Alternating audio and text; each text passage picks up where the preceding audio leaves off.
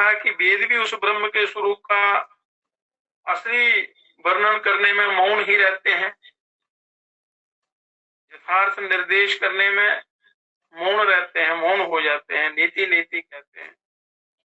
तुम्हारा ये कथन किसी अंश में यद्यपि ठीक ही है कि उपनिषदों में निर्गुण अचिंत्य रूप का ही विशेष रूप से निर्देश किया गया है,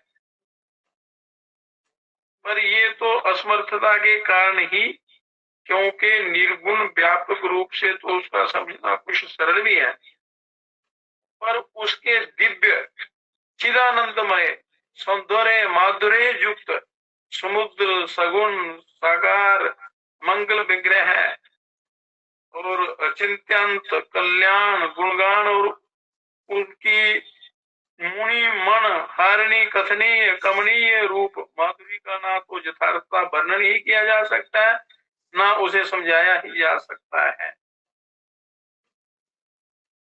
उस ब्रह्म की चर्चा असंभव है, उनका वर्णन नहीं हो सकता। कहते हैं कि निर्गुण रूप सुलभ अति सगुण न जाने कोई, सुगम अगम नाना चरित सुन मुनि मन भ्रम होई।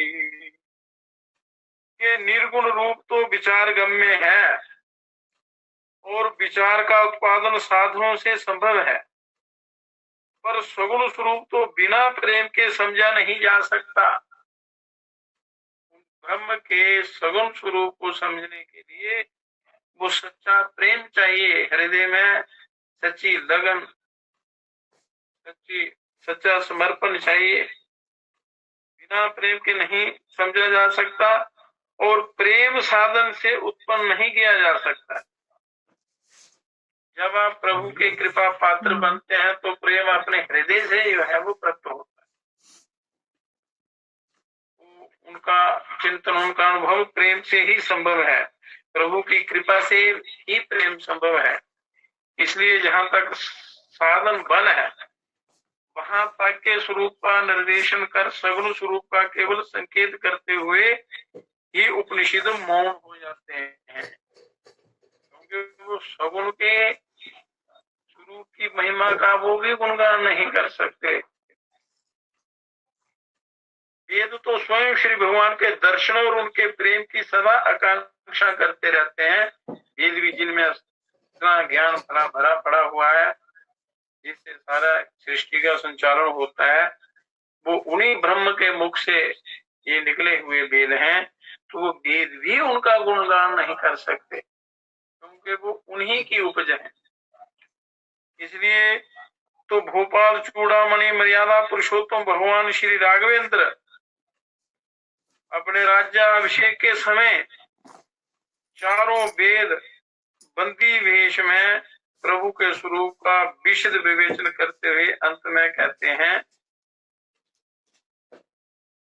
यो ब्रह्म अजमगत मनु भवगम्य मन पर द्यावहि, ते कहूँ जानहूँ नाथ हम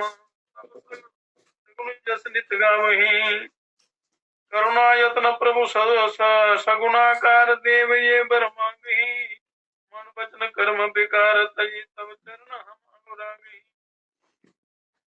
वास्तव में प्राकृत गुण रहित सगुण ब्रह्म वर्ण्य है ही नहीं। सगुण ब्रह्म की का वर्णन कर ही नहीं सकते। वह तो प्रेम ही करने योग्य है, चर्चा करने के योग्य नहीं है। उनमें उनके चरणों में अनन्य प्रेम होना चाहिए,